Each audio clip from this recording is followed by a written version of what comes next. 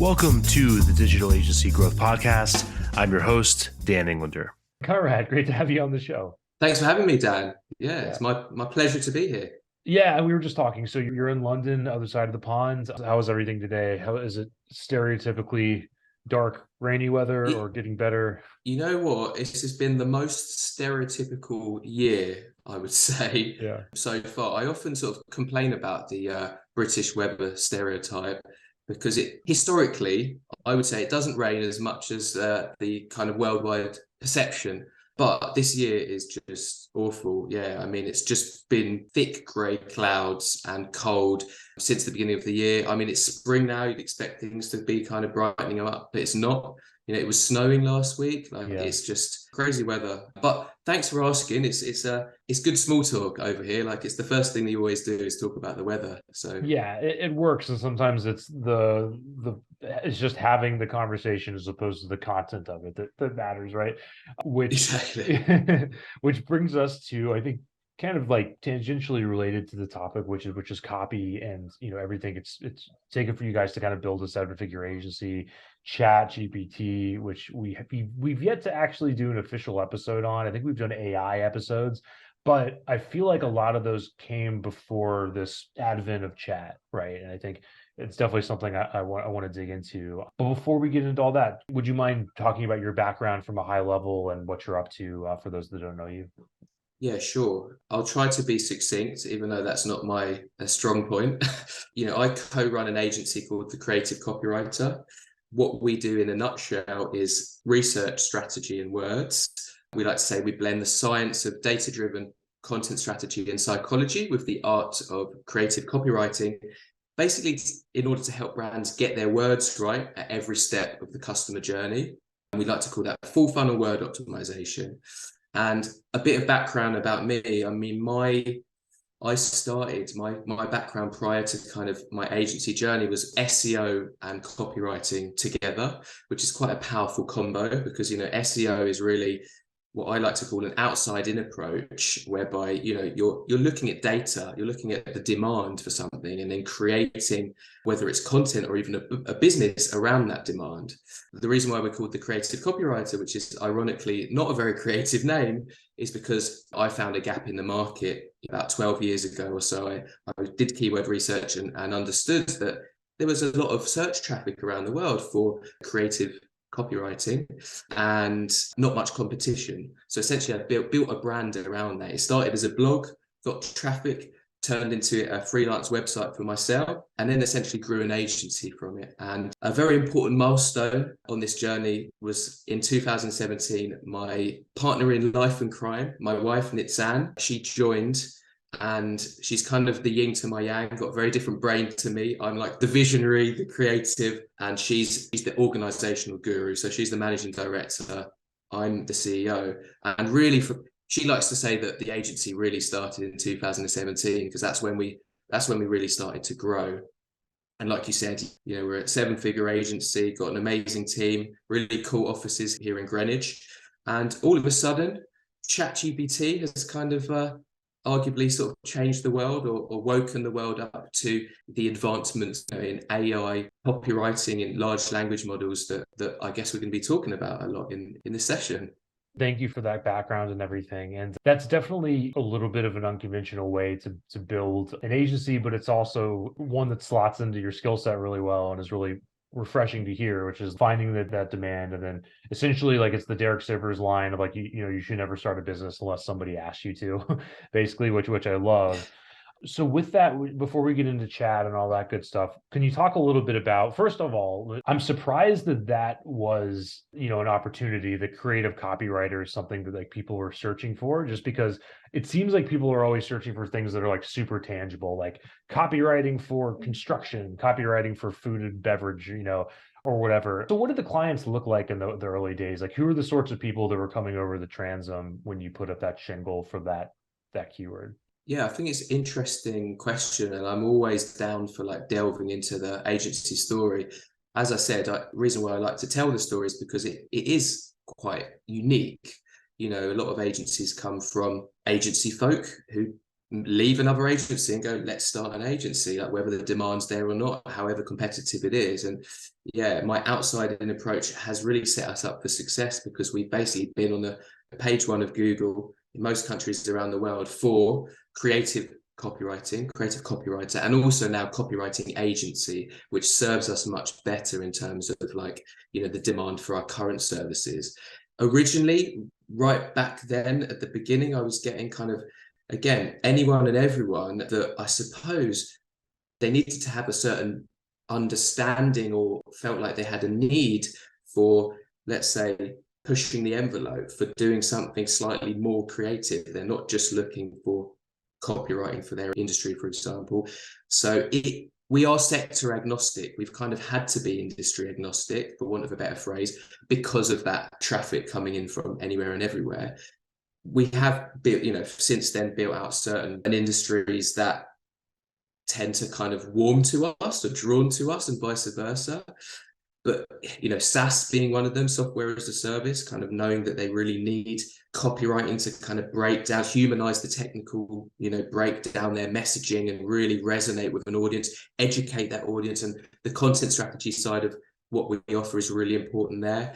But we've also brought in, you know, over the years, from fairly early on, big brands like Mercedes-Benz, Panasonic, TikTok, Adidas, for example, and they all came through the website, right? They came through the site. One of the things I think that we did really well quite early on, I like to say it's almost like punching above our weight in terms of our brand identity.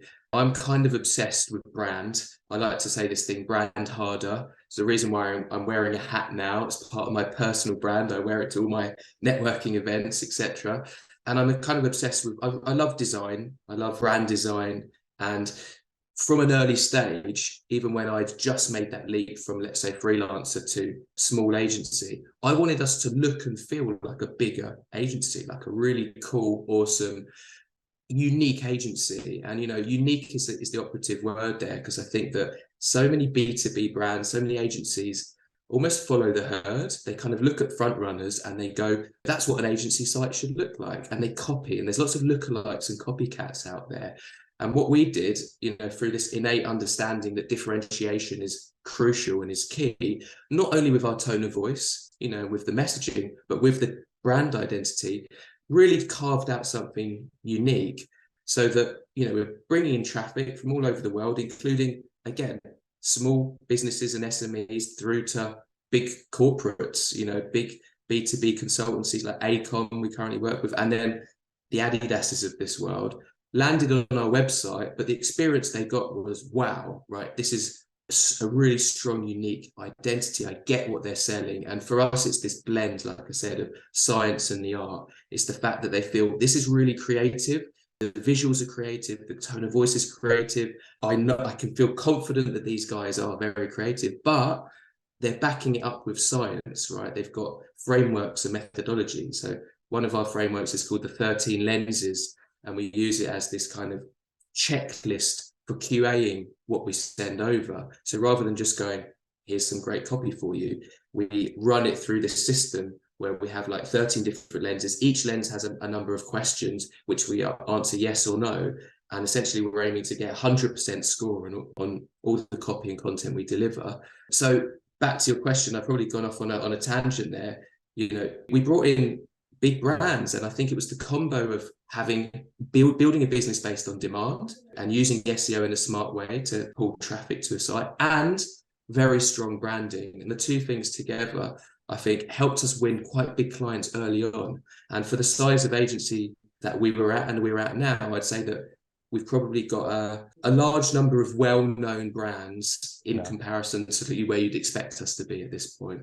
Yeah, that's great. And there's a few things I want to dig into there. And by the way, my personal brand is looking like I'm in an insane asylum at all times, you know, with the green background and everything. I digress. Anyway, one question I had is, like, a lot of the times copywriting kind of gets put into this, at least in people's heads, it gets put into this commodity bucket, right? And hey, I can go hire a copywriter anywhere and that sort of thing. So I'm glad you kind of got into differentiation. You talked about things that it sounds like you guys have built a methodology around, you know, 13 lenses and that sort of thing. How have you been able to maintain that as you scale? Like, i.e., how are you training people, hiring people, and sort of maintaining that certain differentiation as you've expanded out past just the man in the hat, basically?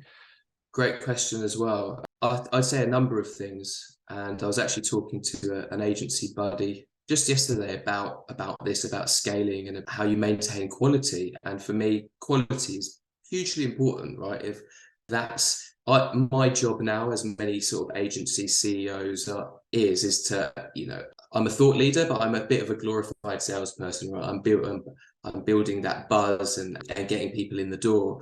And for me, it's crucial that even from a personal perspective, that we deliver on the dream that I'm selling, because otherwise I feel bad personally that if I was to paint this picture of we can do A, B, and C using these lenses, etc., and then once just to sign a contract, then once it goes over to production, that's not the experience they get.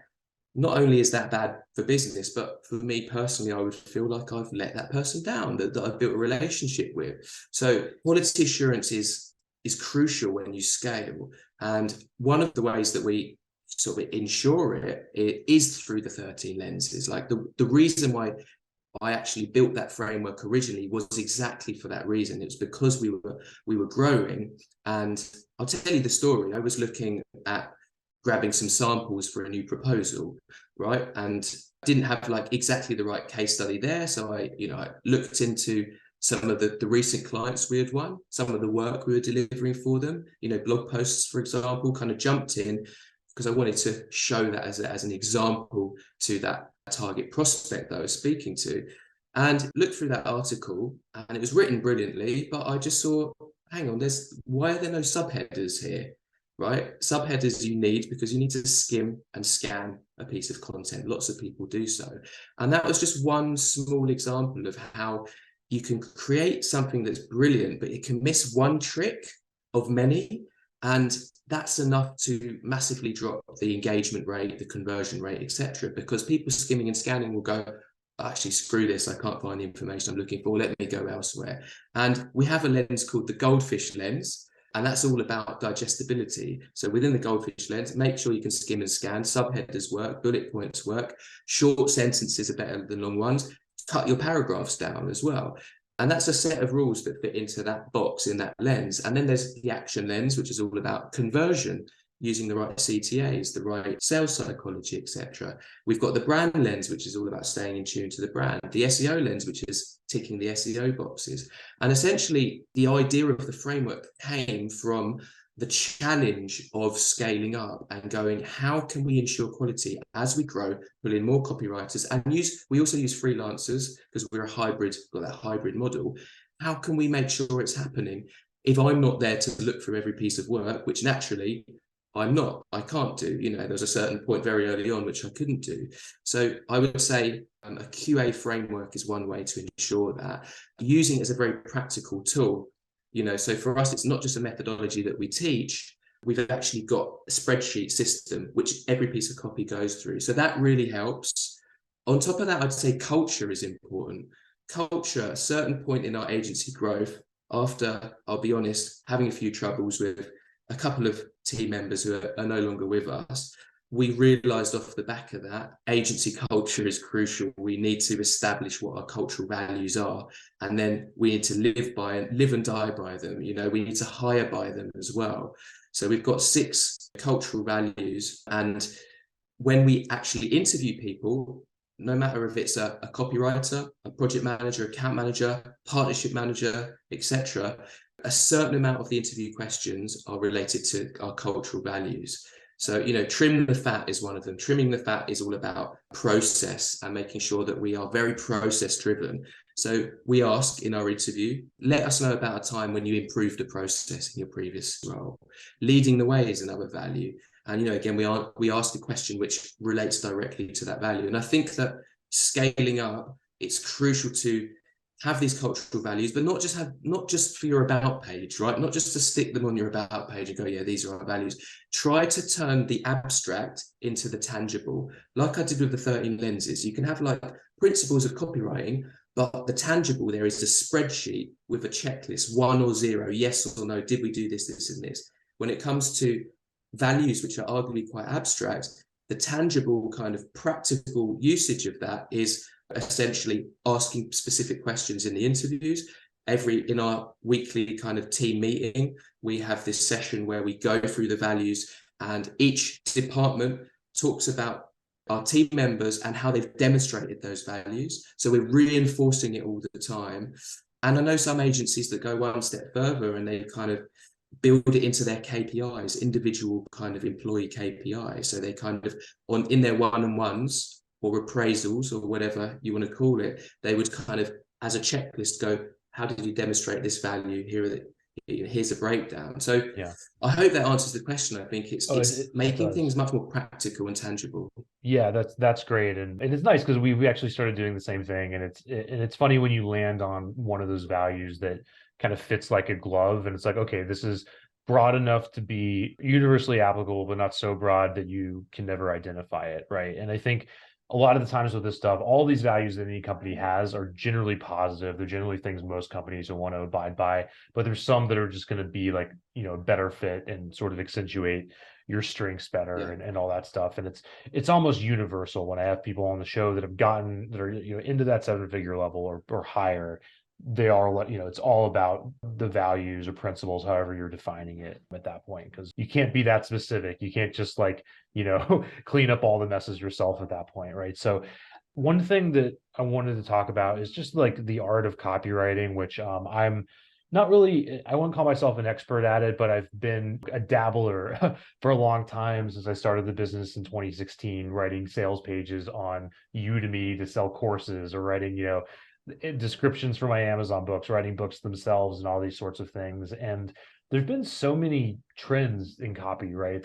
It's like clothes or music or food or anything like that, where it was like, not even that long ago, although I guess it was now, but like 2014, 2015, it felt like it was all this kind of like Frank Kern, super hard selly, like punch people in the gut, go here to buy the thing sort of vibe. And I just feel like if you tried to do that now, you would just get ignored and shut down or sent to spam or whatever the version of that would be, depending on the medium. Yeah.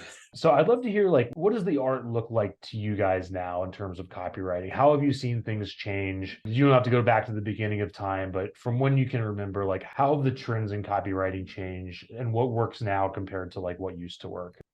First thing I would say is that the interesting thing about copywriting, one of the interesting things is that while things are naturally changing, right, as you said, and the context is changing, platforms are changing, and you need to adapt. And then there are trends and there's saturation, right? And certain power words, phrases, things that once worked become overused, and then they enter the territory of becoming a cliche, and then people's eyes glaze over. It doesn't have the effect it perhaps once had.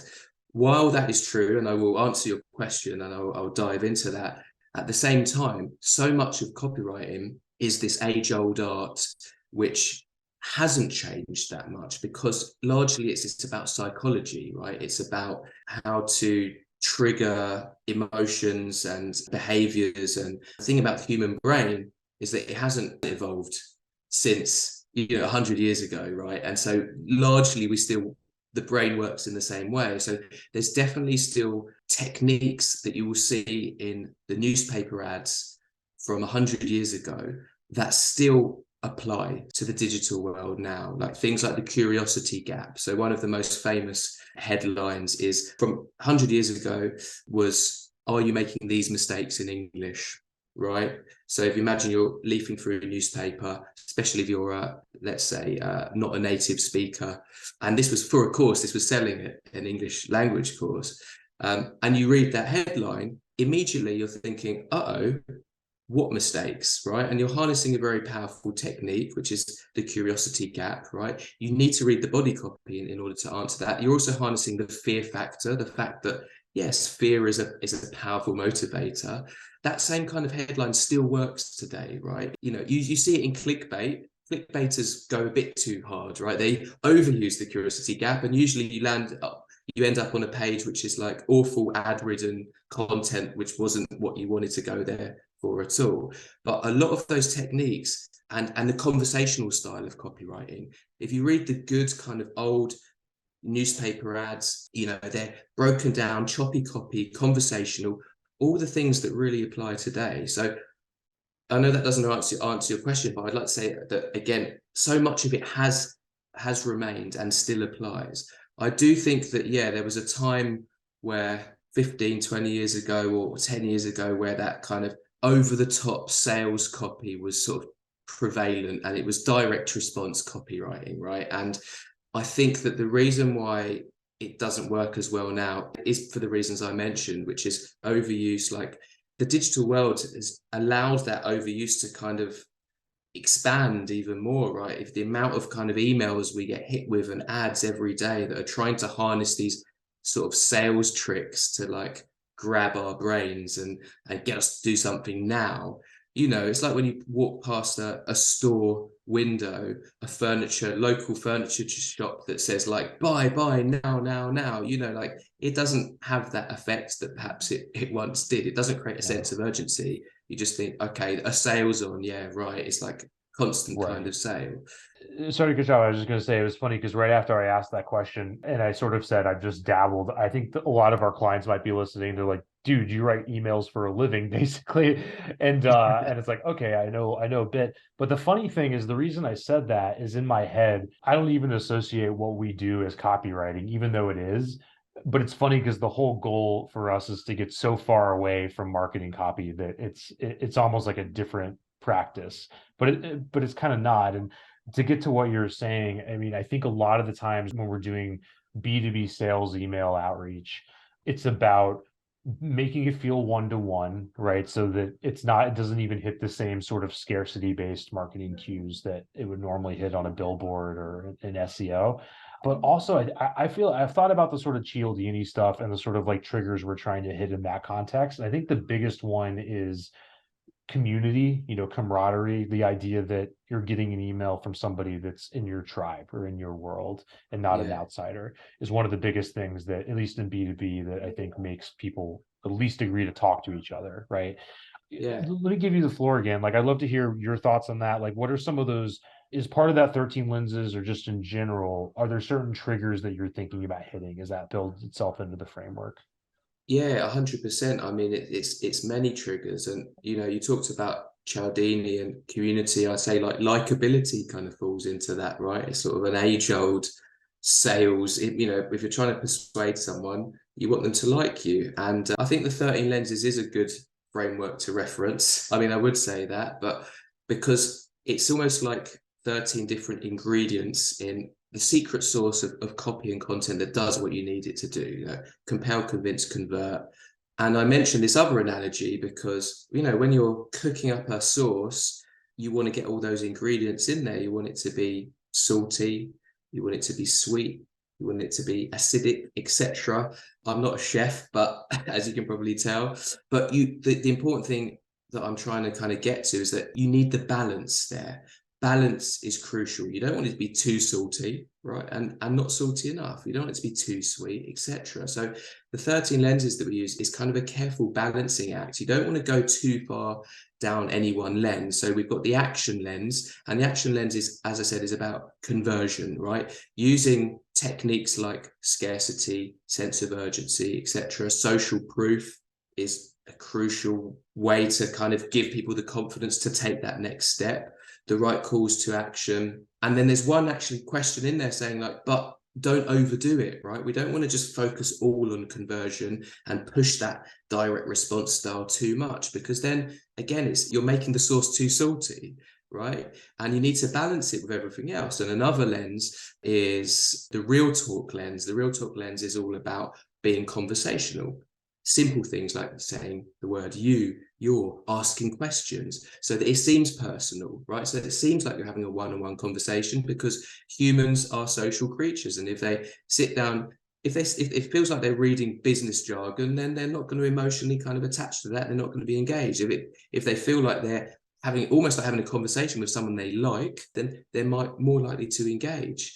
We've got another lens, one of my favorites, called the primal brain lens, which is all about tapping into the kind of primal part of the brain. So the part of the brain that governs kind of emotions and instincts rather than logic and reasoning. The essence of this lens is that part works faster. I like to say, if a tiger's running right at you, You don't pause for thought and start weighing up the pros and cons of being eaten alive by a tiger. Your instinct kicks in before you have time to rationalize. You just go shit and you run away, right?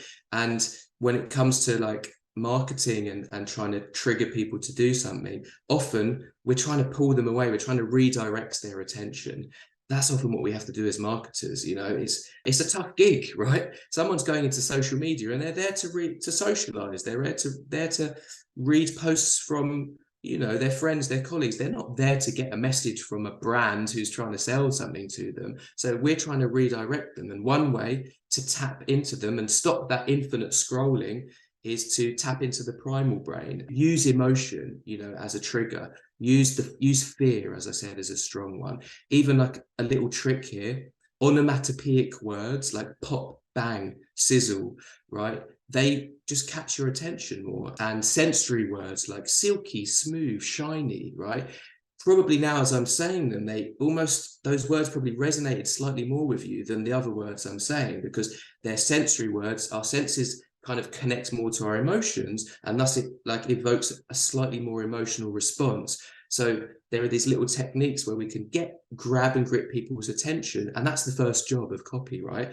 Get them to pay attention, grab, you know, even if it's an email subject line, the first job is to get them to stop and read that email subject line and get their attention. The next job is to arouse enough curiosity for them to open the email. And we have a lens called the intrigue lens, and that's all about building curiosity. You know, then the next job of the next sentence is to kind of get them to read the next sentence, and so on and so forth. And potentially, if you are trying to sell something, build the problem, agitate the problem, serve up the solution. If you're trying to educate, then don't sell, don't propose on the first day. A lot of email marketing and content marketing, which is a big part of what we do, is not about selling. It's about, you know, offering selfless value and educating and selling the next step in the marketing funnel, not the last step. Yeah, that makes a lot of sense. As a small tangent, I remember one of a friend of mine has an agency and he was doing marketing for private investigators. And he showed me this one landing page for one of his clients. And it was, you know, it was based on data that they had, but it said something, I might butcher this, but it said something to the effect of like 95% of our clients find out their initial hunch was right after working with us, right? It's like, oh, that's gotta really stick in your crawl if you're like in the market for a PI, right? So that's interesting. And with the time we have, I definitely want to get into ChatGPT. So it was kind of like we had people talk about AI. AI was always on everyone's radar. Then all of a sudden it was just like here, right?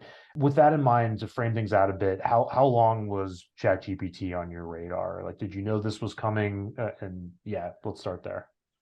I'll be honest, like we didn't know ChatGPT was coming. You know, let me explain my expertise in relation to ChatGPT. So I can't say that I'm an AI expert. So if there are any sort of AI developers or strategists listening and they want me to explain the ins and outs of the technology, I'm not the right person for that. But I am a copywriting and content strategy expert who has, along with our agency, kept our finger on the pulse of the industry, kept an eye on these developments from prior to November, whenever ChatGPT actually launched, because naturally we've wanted to future-proof our agency. We think it's important to really look at these developments right in our area and embrace the technology. So with that being said, we knew of tools using GPT-3.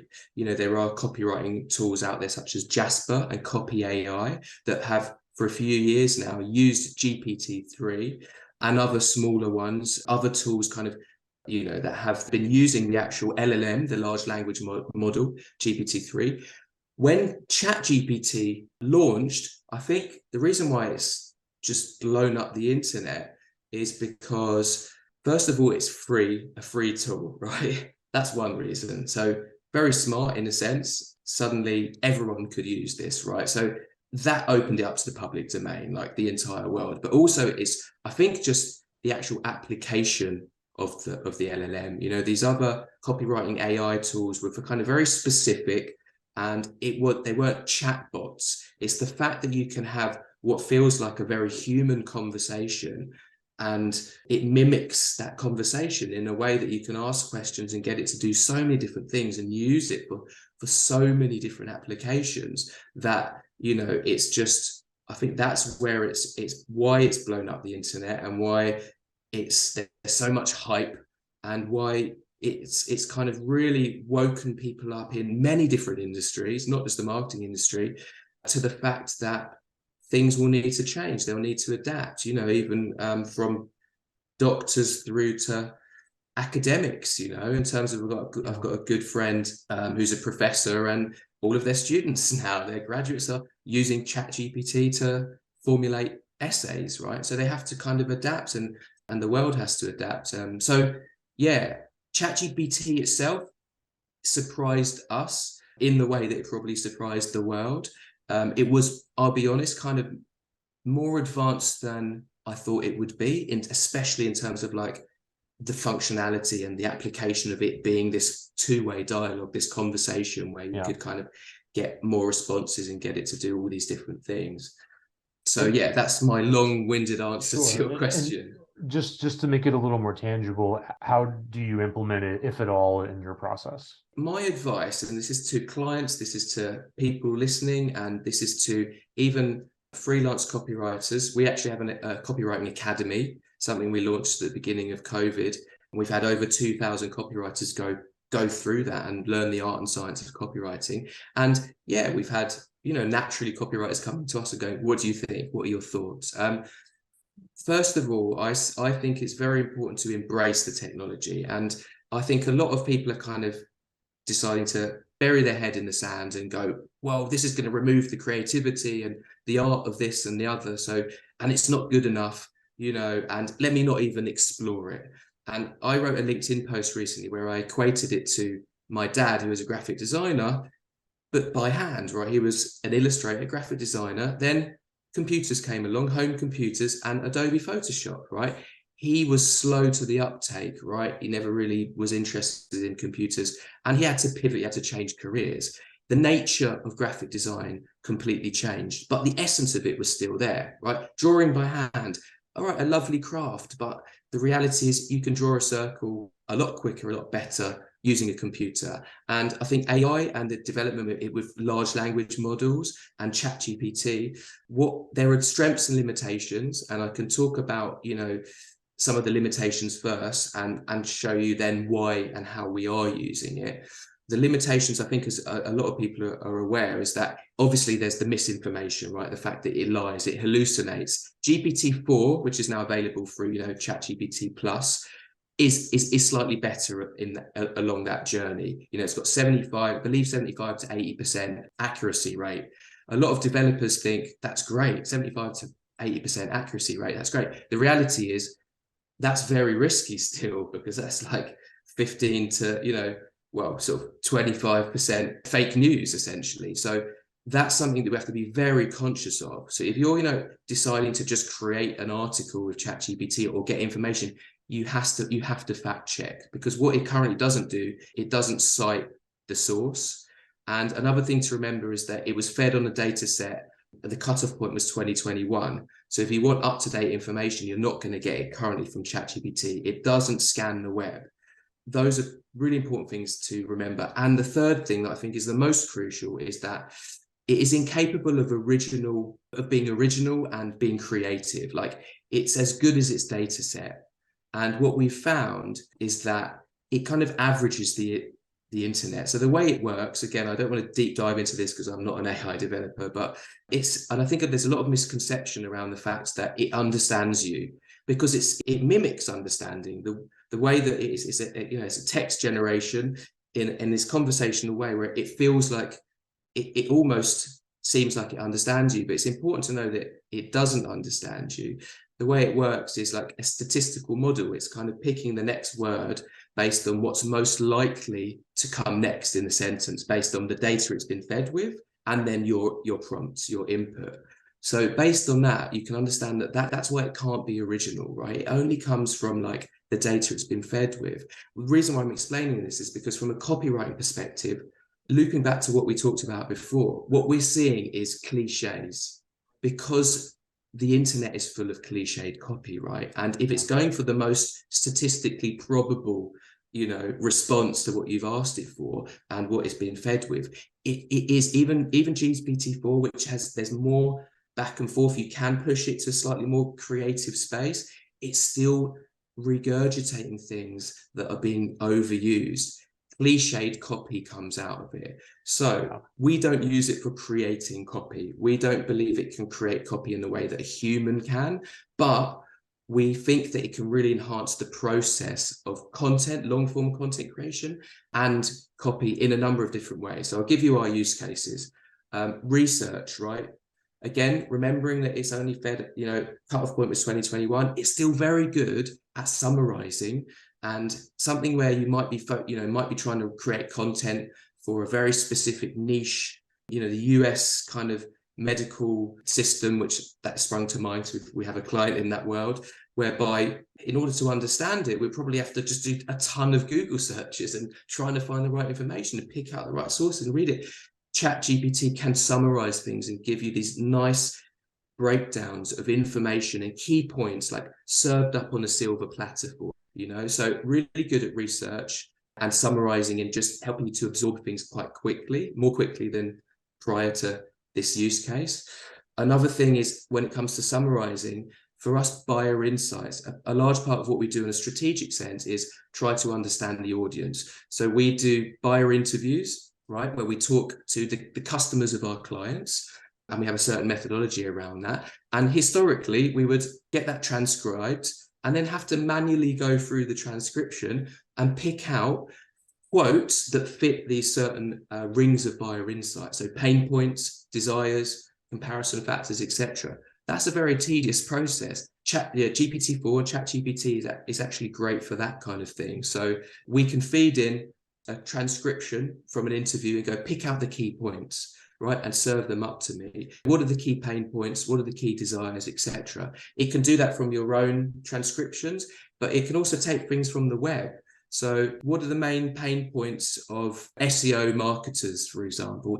It can be a great way to kind of give you that sort of initial information you need to then craft something, to sort of go, right, now I can really be creative and craft a landing page around that, or an article. I'd say also for day-to-day functional comms as well. So thinking outside the scope of what we deliver, the actual copy, a lot of what we're doing as an agency is functional comms, like account management, project management, sending emails over, recap. I do a recap email after my initial compatibility call, which is like a discovery call. This can save so much time, again, from the whole transcriptions, summarizing, than me going through my written notes, right? And then going, what was that again? Let me write this bullet point list. So I think really as an agency, you can really think about breaking down, your process. So what we did, we've got a big spreadsheet where we broke down every deliverable that we offer, from buyer interviews through to, let's say, blog posts, homepages, etc. And we, in granular detail, broke down every step of that process, from briefing, to research, to like QA, writing, ideation, writing, QA, etc. And then we essentially built out this use case list, looked at which AI tools can help us either make that faster and or better, and which can't, so where are humans needed, where can machines do things better? Sorry to cut you off. And just with that, what are some of those other tools, just real quick, that you're using, and hopefully get them linked up for people? Good question. And I wanted to get there, so I'm glad that you prompted me to do so. So one tool that we really like, that our copywriters love, is WordTune Spices. So that's developed by A121 Labs. We're actually in conversations with them about potentially helping them to build something new with us. But they've got this tool that, we believe the future of copywriting is collaborative. I haven't said that yet. I think it's important for me to say that. That's why I think everyone should embrace the technology. We don't think AI is there to replace copywriters, right? We don't think it can, because of the creativity, originality, things that I mentioned. But we believe that we can enhance the process and it can be collaborative. The great thing about A121 Labs is that they also share that philosophy, and all of the tools they're building are more collaboration tools. So WordTune Spices is different to ChatGPT in that you don't say, write me this whole thing, and then go, oh, it's not quite right, and try and prompt it back and forth, and it's never quite gets there. It's more of a tool where as a writer, you're writing. So let's say I'm writing a sentence, right? Introduction to a landing page or a blog or whatever. And then let's say I want to add an analogy and I've got a bit of writer's block. So you add a spice and it will give you different analogies based on what you've written. And you can choose one, or you can go, that's not quite, and click right and leaf through a few different options. Sometimes it's not quite the right fit.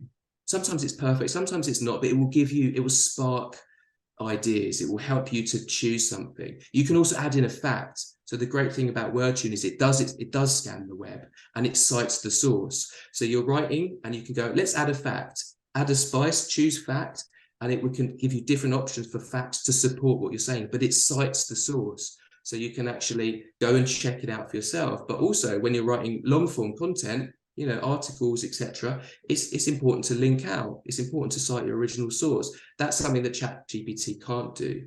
So WordTune, Spices, we think is great. Another tool that we're currently, we're in talks with them and we're testing the waters with is called Writer.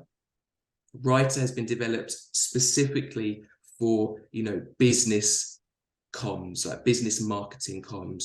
So again, ChatGPT is kind of like one tool to rule them all, right? Like it's anything and everything. So it has so many great use cases, but I like to equate it to almost having a GCC level copywriting, right? And GCC level developing properly. Like, GCC for, that's a very British thing. That's like the qualifications we get when you're like 15, 16 in high school, essentially. Yeah. So I just wanted to clarify that. In high school, you learn many different subjects and you kind of have a fairly decent level, and that's ChatGPT at the moment. But Writer, has taken their own LLM. They've also got their own large language models. It's not based on GPT.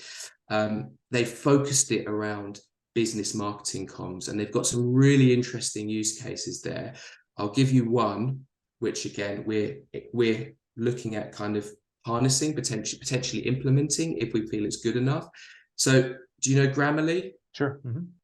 Most people know Grammarly. Imagine a Grammarly whereby everyone in an organization, especially think of a big company, we work with ACOM, right? There's 60,000 people there. Think how many emails are getting sent every day, how many social posts are getting written, which are not on brand, which are not in line with your sustainability messaging, etc.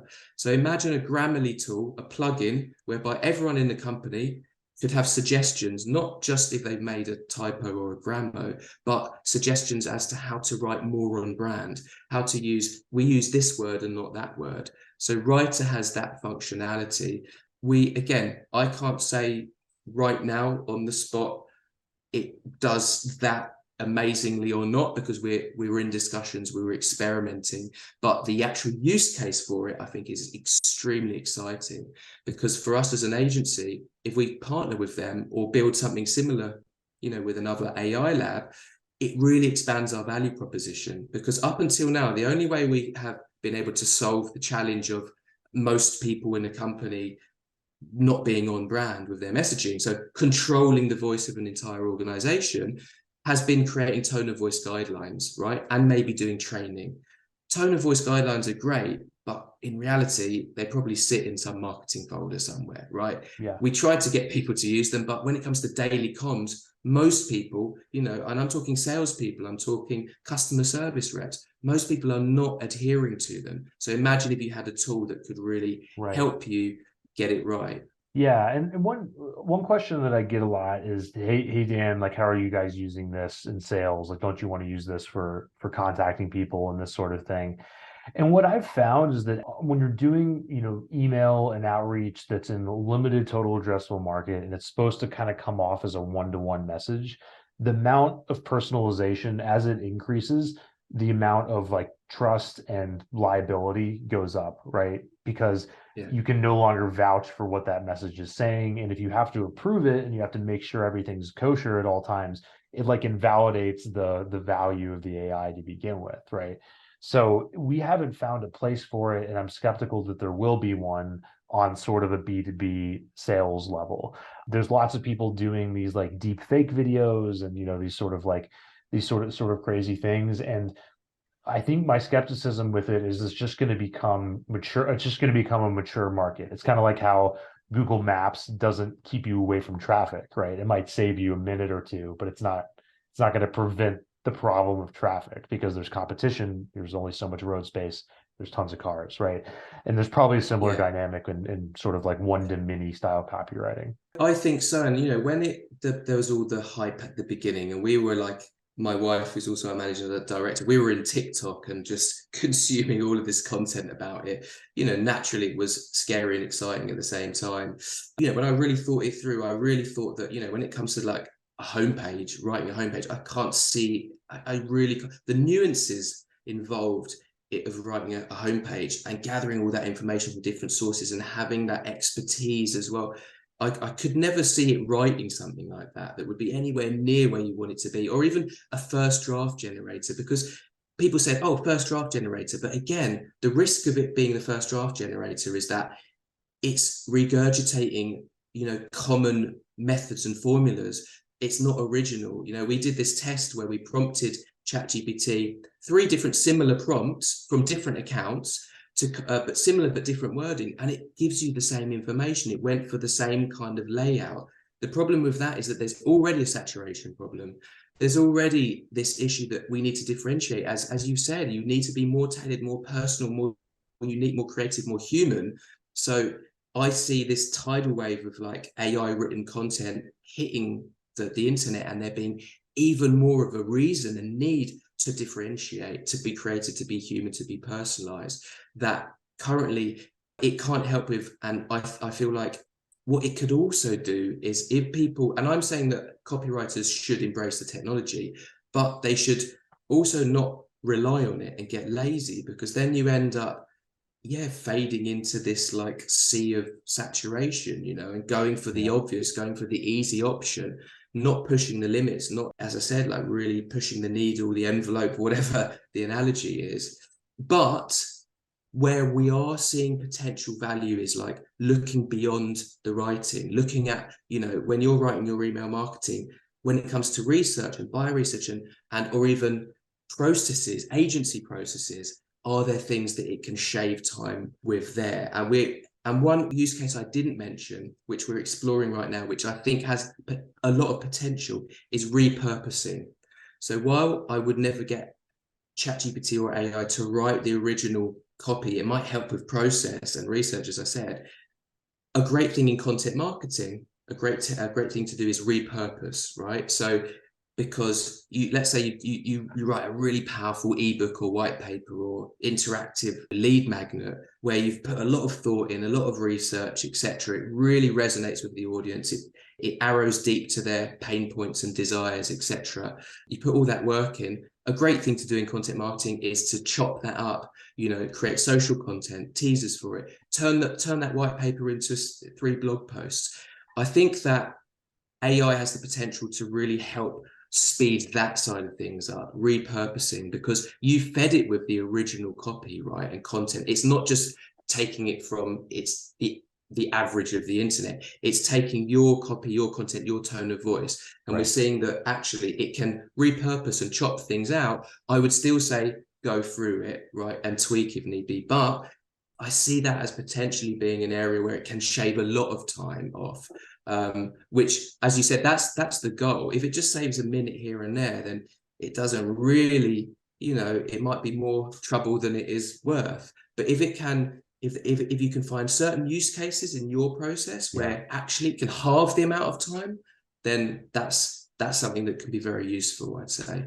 For sure. And then a lot of it is also just developing the habit of using it in the same way that we use Google without even thinking about it. So that's what's coming next. But Konrad, this has been great. I've definitely learned a lot. And I think a lot of people will have very tangible things to run with and tools to run with, especially if they're in the copywriting space, but even if they're not. So with that, where can listeners go to check out what you're up to and get in touch and so on? Yeah, I would say the best place is LinkedIn. So follow me on LinkedIn. I create a lot of LinkedIn content. I'm quite vocal on there. I talk about AI. I've got a newsletter called Word Science, which is, the art and science, well, mainly the science of copywriting and content strategy, but we have an AI segment as well with recent updates because it's so important to our value proposition now. But that's also via LinkedIn. So if you find me on LinkedIn, Konrad Sanders, I'm sure my name will appear somewhere down here. Follow me, and then you can find my newsletter, Word Science, which is a monthly newsletter. I won't be bombarding you too often. Awesome. Really appreciate it, Conrad. We'll get that linked up. And thanks again. Thanks a lot, Dan.